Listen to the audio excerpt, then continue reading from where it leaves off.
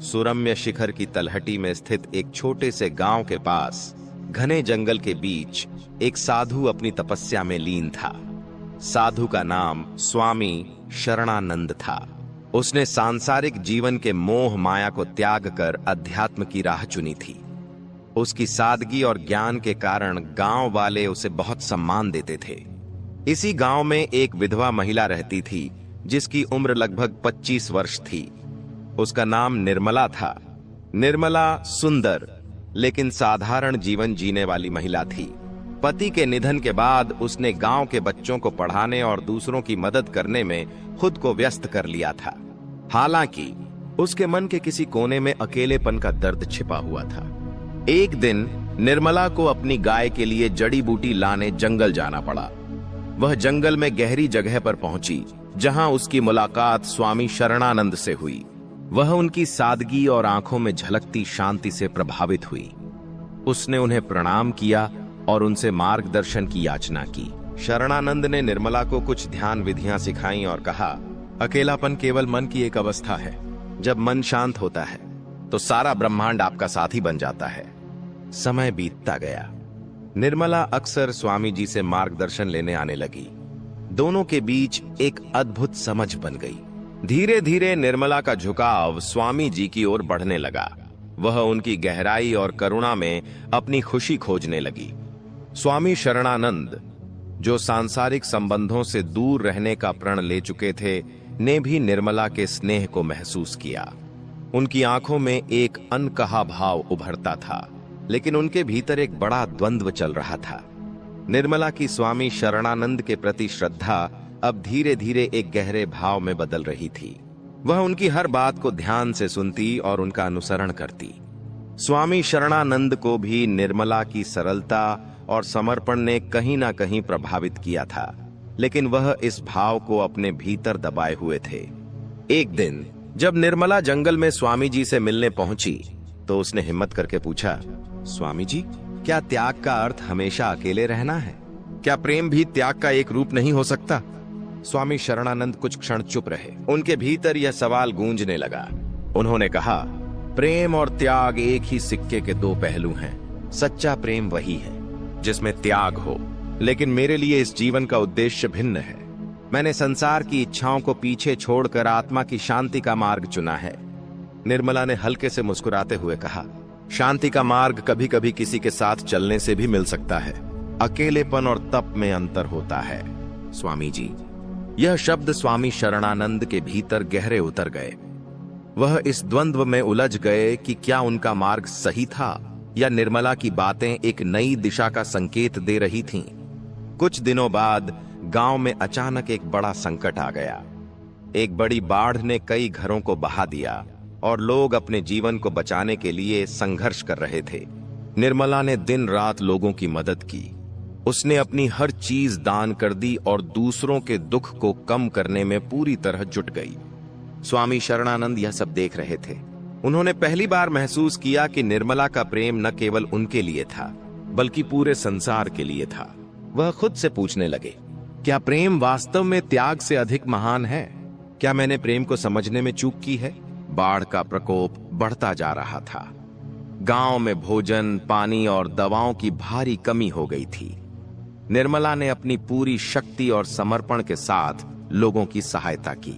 वह खुद भूखी रहकर भी जरूरतमंदों के लिए खाना जुटाती, बीमारों की देखभाल करती और बच्चों को सुरक्षित स्थान पर ले जाती। स्वामी शरणानंद ने निर्मला के इस निस्वार्थ समर्पण को देखा। वह समझ गए कि निर्मला का प्रेम केवल व्यक्तिगत नहीं था, बल्कि यह पूरे संसार के लिए करुणा का प्रतीक था। एक रात जब निर्मला थकी मांदी और घायल अवस्था में एक पेड़ के नीचे बैठी थी, स्वामी शरणानंद ने उसके पास जाकर कहा, निर्मला, तुमने जो त्याग किया है वह सच्चे प्रेम का सबसे सुंदर रूप है। तुमने मुझे प्रेम का ऐसा स्वरूप दिखाया जिसे मैंने कभी समझा नहीं था। निर्मला ने थकी आंखों से स्वामी जी की ओर देखा और धीरे से कहा, स्वामी जी, प्रेम में त्याग का महत्व होता है, लेकिन अगर प्रेम किसी को शक्ति और दिशा दे तो यह स्वयं तपस्या बन जाता है। स्वामी शरणानंद का हृदय इस क्षण में द्वंद्व और शांति के बीच डोलने लगा। उन्होंने सोचा, क्या यह मेरा मार्ग बदलने का संकेत है? क्या मेरी तपस्या का उद्देश्य यही प्रेम और सेवा है? दूसरे दिन स्वामी शरणानंद ने गांव वालों की मदद के लिए खुद को समर्पित कर दिया। उन्होंने अपने साधना स्थल को राहत शिविर में बदल दिया। निर्मला और स्वामी शरणानंद ने मिलकर लोगों की सेवा की, लेकिन उनके भीतर एक अनकहा भाव अब भी रहस्यमय बना हुआ था। बाढ़ का असर धीरे धीरे कम हो रहा था। गांव के लोग वापस अपनी जिंदगी बसाने की कोशिश कर रहे थे। इस कठिन समय में निर्मला और स्वामी शरणानंद ने मिलकर जो सेवा की, उसने न केवल गांव वालों के दिलों में उनके प्रति सम्मान बढ़ाया, बल्कि उनके बीच एक अनदेखा रिश्ता भी गहराई से पनपने लगा। एक शाम जब सूरज ढल रहा था और आसमान हल्की नारंगी आभा में रंगा था, निर्मला स्वामी जी के साधना स्थल के पास बैठी थी। उसने धीरे से कहा, स्वामी जी, मैंने सोचा था कि इस जीवन में मैं अकेले ही चलूंगी, लेकिन आपसे मिलकर मुझे महसूस हुआ कि किसी का साथ मिलना भी एक आशीर्वाद हो सकता है। स्वामी शरणानंद, जो अपने विचारों में गहरे डूबे हुए थे, ने उसकी बात सुनी। उन्होंने निर्मला की ओर देखा और कहा, निर्मला, मैंने प्रेम को हमेशा मोह समझा और उससे दूर भागता रहा, लेकिन तुमने मुझे सिखाया कि सच्चा प्रेम स्वयं से ऊपर उठकर दूसरों की भलाई के लिए जीने का नाम है। तुम्हारे समर्पण और निस्वार्थ ने मेरे हृदय को छू लिया है। निर्मला की आंखों में खुशी के आंसू थे। उसने कहा, अगर प्रेम त्याग में है तो मैं अपना जीवन आपके साथ इस त्याग और सेवा के मार्ग पर बिताने को तैयार हूं। स्वामी शरणानंद ने अपने भीतर एक गहरी शांति महसूस की। उन्होंने स्वीकार किया कि निर्मला के साथ उनका बंधन केवल सांसारिक नहीं था, बल्कि यह उनके आध्यात्मिक सफर का एक हिस्सा बन चुका था। निर्मला और स्वामी शरणानंद के बीच का रिश्ता अब गहराई तक उतर चुका था। निर्मला ने अपने मन और आत्मा को पूरी तरह स्वामी जी के प्रति समर्पित कर दिया था। स्वामी शरणानंद ने उसकी निष्ठा और स्नेह को समझते हुए उसे यह विश्वास दिलाया कि उनका संबंध केवल आध्यात्मिक नहीं, बल्कि सांसारिक रूप से भी पूजनीय है। एक रात जब पूरा गांव गहरी नींद में था, स्वामी जी ने निर्मला को अपने साधना स्थल पर बुलाया। उनके शब्दों में एक अजीब सी मिठास और आकर्षण था। उन्होंने कहा, निर्मला, हमारा संबंध केवल आत्मा तक सीमित नहीं रहना चाहिए, यह प्रेम की सबसे पवित्र अवस्था में बदल सकता है। निर्मला, जो पहले से ही उनके प्रभाव में थी, इस विचार का विरोध नहीं कर पाई। उसने इसे स्वामी जी के आध्यात्मिक ज्ञान का हिस्सा मान लिया। उस रात दोनों के बीच एक ऐसा संबंध बना जिसने निर्मला के जीवन को पूरी तरह बदल दिया। समय बीतता गया, लेकिन निर्मला के मन में धीरे धीरे कुछ सवाल उठने लगे। वह देखती थी कि स्वामी शरणानंद कई अन्य महिलाओं से भी खास नजदीकी रखते थे। वह उन्हें अकेले में बुलाते और उन्हें आध्यात्मिक ज्ञान के नाम पर अपने वश में कर लेते। एक दिन निर्मला ने अपनी जिज्ञासा को और रोक नहीं पाया। उसने एक वृद्ध महिला से बात की जो वर्षों से स्वामी शरणानंद को जानती थी। वृद्धा ने बताया, स्वामी शरणानंद एक ढोंगी है। वह विधवा और असहाय महिलाओं को अपने जाल में फंसा लेता है। वह उनकी भावनाओं और परिस्थितियों का फायदा उठाकर उन्हें अपना शिकार बनाता है। निर्मला का दिल टूट गया। उसने महसूस किया कि जिसे वह सच्चा साधु और प्रेमी समझ रही थी, वह केवल एक छल करने वाला व्यक्ति था। इस सच्चाई के सामने आने के बाद निर्मला ने खुद से वादा किया कि वह स्वामी शरणानंद के असली चेहरे को दुनिया के सामने लाएगी। उसने उन महिलाओं से बात करना शुरू किया जो स्वामी जी की चपेट में आई थीं। उसने उन्हें अपनी कहानी सुनाने के लिए प्रेरित किया। निर्मला पूरी तरह बदल चुकी थी। वह अपने दर्द और विश्वासघात को शक्ति में बदलते हुए एक नई राह पर चल पड़ी। उसने उन महिलाओं की कहानियां इकट्ठा करनी शुरू की जो स्वामी शरणानंद के शिकार हुई थीं। कई महिलाएं शुरुआत में डर और शर्म के कारण खुलकर बोलने से हिचकिचा रही थीं, लेकिन निर्मला के हिम्मत भरे रवैये ने उन्हें अपनी सच्चाई बताने का साहस दिया। एक रात निर्मला ने स्वामी शरणानंद के साधना स्थल पर जाकर उन्हें चुनौती दी। उसने कहा, स्वामी जी, आपने मेरे विश्वास का गलत इस्तेमाल किया। आपने न केवल मुझे बल्कि कई मासूम महिलाओं को अपने जाल में फंसाया। अब यह सब खत्म होगा।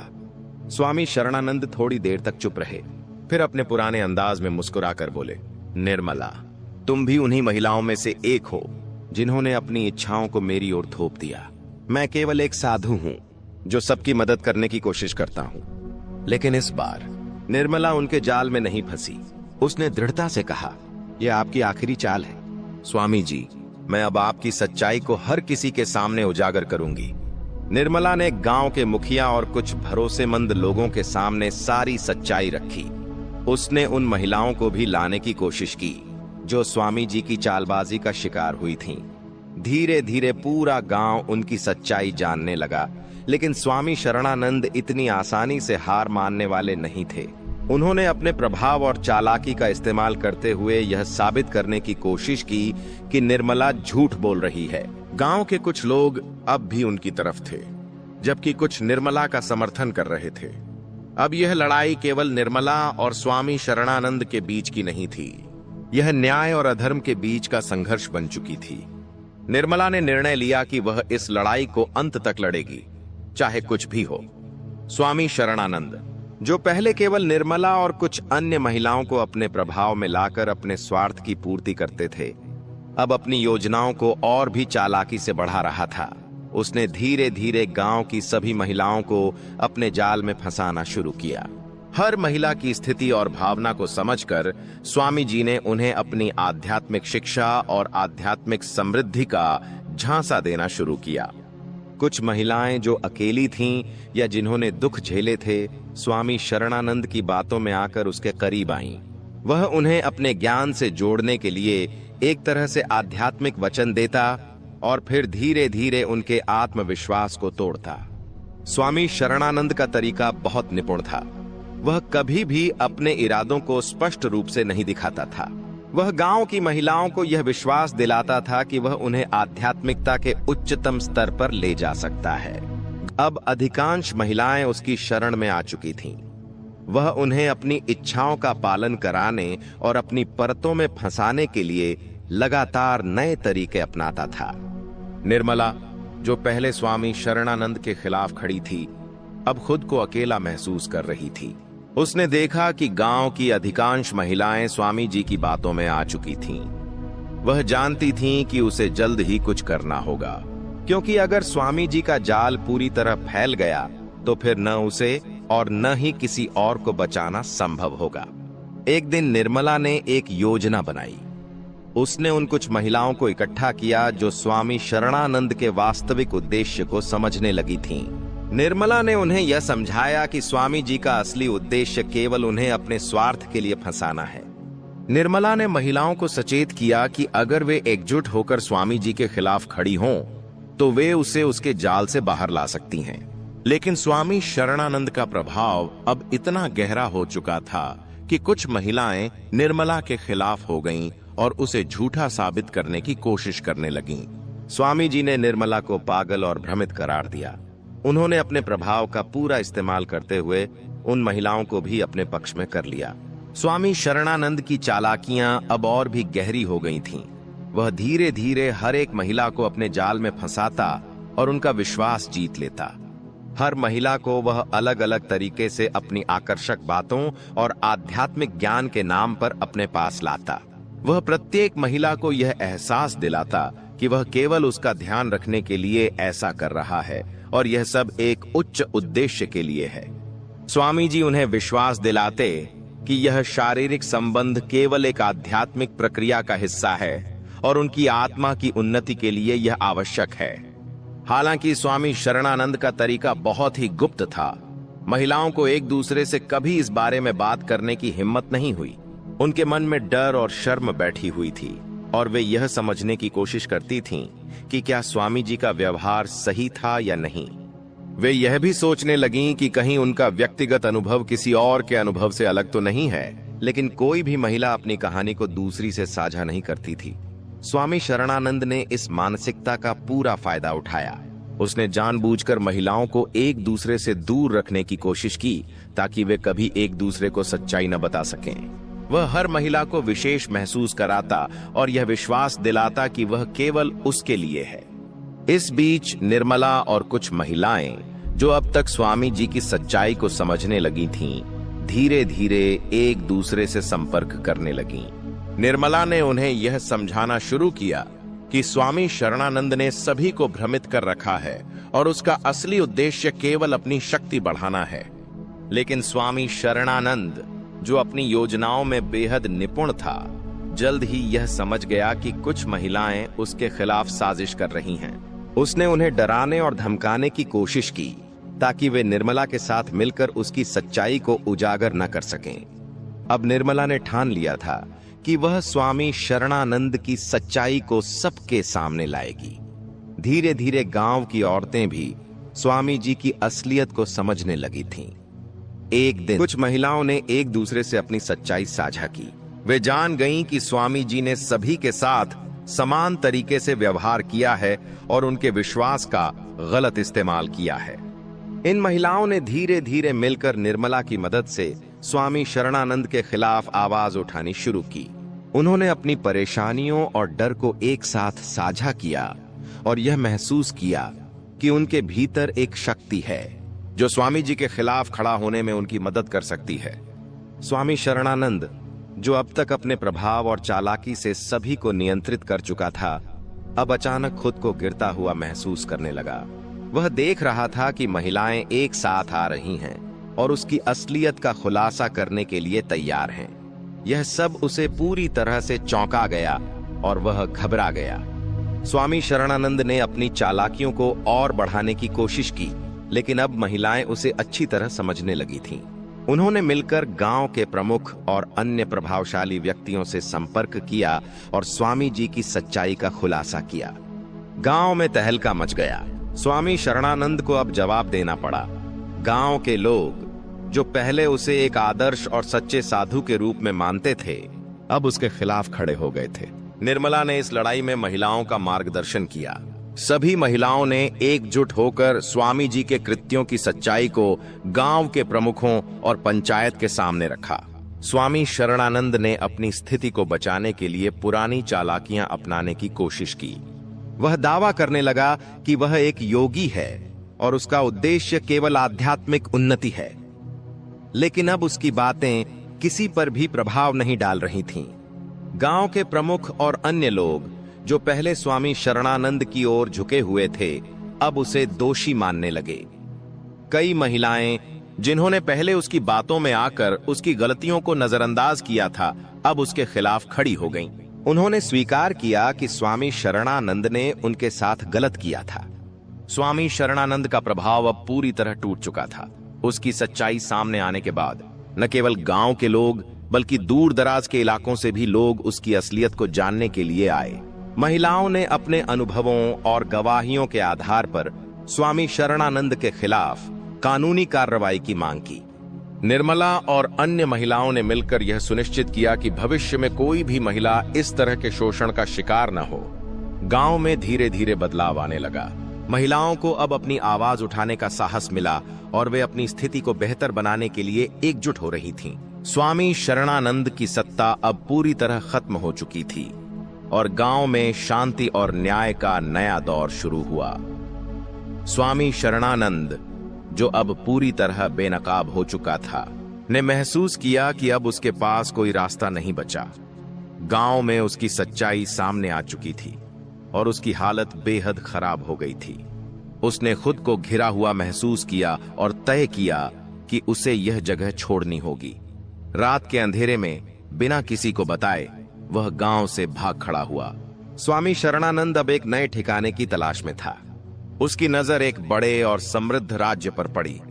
उस राज्य के राजा का नाम राजा चंद्रसेन था और उसकी दरबार में बहुत सम्मान था। राजा चंद्रसेन के राज्य में बड़ी संख्या में लोग रहते थे।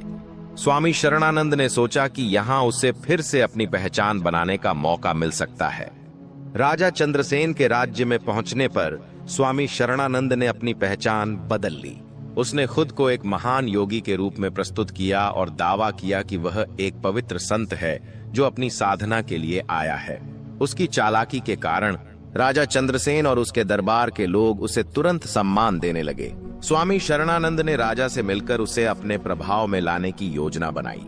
वह राजा को यह बताने लगा कि वह उसकी मदद कर सकता है और राज्य में सुख शांति स्थापित करने के लिए अपनी आध्यात्मिक शक्तियों का इस्तेमाल करेगा।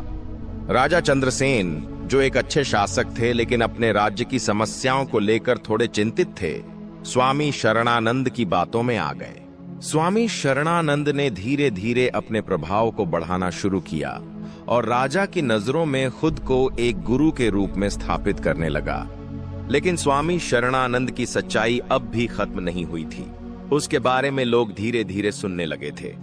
राजा चंद्रसेन के राज्य में भी कुछ ऐसे लोग थे जो स्वामी शरणानंद की वास्तविकता को जानते थे। वे उसे लेकर सावधान रहने की चेतावनी देने लगे थे, लेकिन स्वामी शरणानंद ने अपनी चालाकियों से उनकी आवाज को दबा दिया। राजा चंद्रसेन और रानी के बीच एक अजीब सी दूरी थी। राजा चंद्रसेन, जो एक ईमानदार और न्यायप्रिय शासक था, रानी ने महसूस किया कि वह अपने पति के दिल और ध्यान को पूरी तरह से नहीं पा रही थी। राजा का अधिकांश समय राज्य के मामलों में बीत जाता था और रानी की कई इच्छाएं अनसुनी रह जाती थीं, जो पहले बहुत प्यार और समर्पण के साथ अपने पति के पास आई थी। अब यह महसूस करने लगी थी कि उसकी स्थिति दरबार में कम होती जा रही थी। रानी ने सोचा कि अगर वह राजा का ध्यान अपनी ओर खींचे तो राज्य के मामलों में भी उसका प्रभाव बढ़ सकता है। रानी ने यह महसूस किया कि केवल पारंपरिक तरीकों से काम नहीं चलेगा और उसे कुछ ऐसा करना होगा जो राजा को उसकी ओर आकर्षित करे। यह सोचकर रानी ने स्वामी शरणानंद से मिलने का निर्णय लिया। स्वामी शरणानंद, जो पहले ही राजा चंद्रसेन के दरबार में अपनी पैठ बना चुका था, ने रानी से मुलाकात की। उसने खुद को एक सिद्ध और महान योगी के रूप में प्रस्तुत किया और कहा, आपका दुख मैं समझता हूँ। यह राज्य और इसकी शांति केवल तभी आएगी जब आप अपनी शक्ति का सही उपयोग करें। आप अपने पति के दिल में पूरी तरह से जगह बना सकती हैं। रानी ने स्वामी से अपने दिल की बात कही। राजा की व्यस्तता और उसकी राजनैतिक जिम्मेदारियों ने मुझे अकेला कर दिया है। मैं चाहती हूं कि वह मेरी तरफ ध्यान दे और हमारी शादी में सामंजस्य स्थापित हो। स्वामी शरणानंद ने रानी को यह सलाह दी कि वह अपनी इच्छाओं और भावनाओं को एक नए तरीके से प्रस्तुत करे, लेकिन उसने साथ ही यह भी कहा कि उसकी मदद से यह संभव हो सकता है। स्वामी शरणानंद ने रानी को यह विश्वास दिलाया कि वह उसे राजा के दिल में अपनी जगह बनाने में मदद करेगा और इसके लिए वह अपनी आध्यात्मिक शक्ति का इस्तेमाल करेगा। रानी ने स्वामी की बातों को सुना और तय किया कि वह स्वामी से मदद लेगी ताकि वह अपने पति के दिल में अपनी जगह बना सके। लेकिन रानी को यह नहीं पता था कि स्वामी शरणानंद अपनी चालों से न केवल उसे बल्कि राजा को भी अपनी ओर आकर्षित करने की योजना बना रहा था। स्वामी शरणानंद ने रानी की कमजोरियों और इच्छाओं को अच्छी तरह समझ लिया था। उसने देखा कि रानी के दिल में गहरी तन्हाई और प्रेम की कमी है, जिसे वह पूरा करना चाहती थी। रानी की यह भावना स्वामी के लिए एक अवसर बन गई थी। स्वामी शरणानंद अपनी चालाकी से रानी को और भी अपनी ओर आकर्षित करने लगा। एक दिन स्वामी शरणानंद ने रानी से कहा, रानी, आप जो प्रेम और ध्यान चाहती हैं, वह आपको राजा से नहीं मिल पा रहा। आपको लगता है कि आपकी भावनाओं को समझने वाला कोई नहीं है, लेकिन मैं आपकी व्यथा को समझता हूँ। जो प्रेम आप अपने पति से नहीं पा पाई, वह प्रेम मैं आपको दे सकता हूँ। मैं आपका समर्थन करूंगा और आपके सभी दुखों का इलाज करूंगा। रानी ने उसकी बातों को ध्यान से सुना और उसके मन में एक हलचल मच गई। स्वामी शरणानंद ने उसे यह विश्वास दिलाया कि वह उसे न केवल राजा के मुकाबले अधिक प्रेम और सम्मान दे सकता है, बल्कि उसे अपना आत्मिक और मानसिक संतुलन भी पुनः प्राप्त करने में मदद करेगा। स्वामी की बातों में ऐसा कुछ था जो रानी को आकर्षित करता था। धीरे धीरे रानी ने स्वामी शरणानंद को अपनी आत्मिक उलझनों को सुलझाने के लिए सहारा मान लिया। स्वामी शरणानंद ने रानी को यह समझाया कि राजा के प्यार के लिए उसे कुछ ज्यादा करने की जरूरत नहीं है। वह खुद ही एक शक्तिशाली महिला बन सकती है और उसके जीवन में वही प्रेम होगा जिसे वह ढूंढ रही थी। स्वामी ने यह भी दावा किया कि यह प्रेम एक आध्यात्मिक प्रक्रिया का हिस्सा है और उसे इसका पालन करना चाहिए। रानी, जो अब पूरी तरह से स्वामी की बातों में उलझ चुकी थी, धीरे धीरे उसकी गिरफ्त में आ गई। स्वामी ने उसे यह एहसास दिलाया कि राजा के पास समय नहीं है, लेकिन वह हमेशा उसकी मदद करने के लिए मौजूद रहेगा। इस तरह से स्वामी शरणानंद ने रानी को अपनी तरफ खींच लिया और दोनों के बीच एक नया संबंध बन गया। राजा चंद्रसेन, जो अपनी पत्नी रानी के बदलते व्यवहार और स्वामी शरणानंद के प्रभाव को लेकर पहले ही कुछ संकोच में थे। राजा चंद्रसेन अब पूरी तरह से जाग चुका था। वह यह महसूस करने लगा था कि रानी और स्वामी शरणानंद के बीच कुछ गड़बड़ हो सकता है। रानी और स्वामी शरणानंद के बीच बढ़ते रिश्ते को देखकर राजा के मन में शंका उत्पन्न हुई। उसने तय किया कि वह इस मामले का पूरी तरह से पता लगाएगा। एक रात जब रानी और स्वामी शरणानंद अचानक महल से गायब हो गए, राजा ने अपनी खुफिया जानकारी जुटाने शुरू की। उसे पता चला कि रानी और स्वामी शरणानंद दोनों जंगल की ओर भाग गए थे। यह सुनकर राजा को गहरा झटका लगा। उसे यकीन नहीं हो रहा था कि उसकी पत्नी थी, जिसे वह पूरी तरह से विश्वास करता था, ने उसे धोखा दिया था। राजा चंद्रसेन, जो अब बहुत गुस्से में था, जंगल की ओर निकल पड़ा। उसके साथ कुछ निष्ठावान सैनिक भी थे। राजा चंद्रसेन स्वामी और रानी के पीछे चलता गया। रास्ते में उसने कई सवाल किए, लेकिन उसके मन में सबसे बड़ा सवाल यही था, क्या रानी सचमुच स्वामी शरणानंद के प्रभाव में आ गई थी, या फिर उसने जानबूझकर इस रास्ते का चुनाव किया था। जंगल में पहुंचने के बाद राजा चंद्रसेन ने अपनी पत्नी और स्वामी शरणानंद को देखा। वे दोनों एक जगह बैठे थे और रानी के चेहरे पर एक अजीब सा आत्मविश्वास था, जो पहले कभी नहीं था। स्वामी शरणानंद, जो अब राजा को देख चुका था, ने खुद को पूरी तरह से नियंत्रित किया और कहा, राजा चंद्रसेन, आप हमसे बहुत दूर हैं। यह यात्रा, यह आध्यात्मिक मार्ग आपके लिए नहीं है। आपकी पत्नी ने समझ लिया है कि उसका असली मार्ग क्या है। राजा ने गुस्से में आकर कहा, तुम्हारी सारी बातें अब साफ हो गई हैं स्वामी। तुम्हारा असली चेहरा सामने आ चुका है। तुम केवल अपनी शक्ति बढ़ाने के लिए लोगों का शोषण करते हो। और मेरी पत्नी रानी, क्या तुमने सच में सोचा था कि मैं यह नहीं देख पाऊंगा? राजा चंद्रसेन की ये बातें सुनकर रानी, जो अब भी स्वामी शरणानंद के प्रभाव में थी, चुप रही। स्वामी शरणानंद ने रानी के पास जाकर उसे यह समझाने की कोशिश की कि राजा की सोच बहुत संकीर्ण है और वह उसे कभी भी समझ नहीं पाएगा। लेकिन राजा चंद्रसेन अब पूरी तरह से समझ चुका था कि यह सब एक धोखा था। उसने स्वामी शरणानंद को चुनौती दी और दोनों के बीच तीव्र बहस हुई। अंततः राजा चंद्रसेन ने स्वामी शरणानंद को अपनी शक्ति और बुद्धिमत्ता से परास्त किया और उसे जंगल से बाहर कर दिया। रानी, जो अब पूरी तरह से भ्रमित और लज्जित महसूस कर रही थी, रानी राजा के पास आई और उससे माफी मांगी। राजा ने उसे माफ किया, लेकिन उसे यह समझाया कि विश्वास और प्यार बहुत महत्वपूर्ण होते हैं। रानी अब अपनी गलती का एहसास कर चुकी थी। यह घटना राजा और रानी के रिश्ते में एक बड़ा मोड़ लेकर आई। दोनों ने मिलकर अपने राजमहल में एक नई शुरुआत की। स्वामी शरणानंद के खिलाफ सख्त कदम उठाए गए और उसकी सच्चाई को सबके सामने लाया गया। दोस्तों, मुझे उम्मीद है कि इस कहानी से आपको कुछ सीखने को मिला होगा। अगर वीडियो अच्छी लगी हो तो वीडियो को लाइक और कमेंट में जय माता दी अवश्य लिखें। हम आपसे मिलते हैं किसी और नई वीडियो में।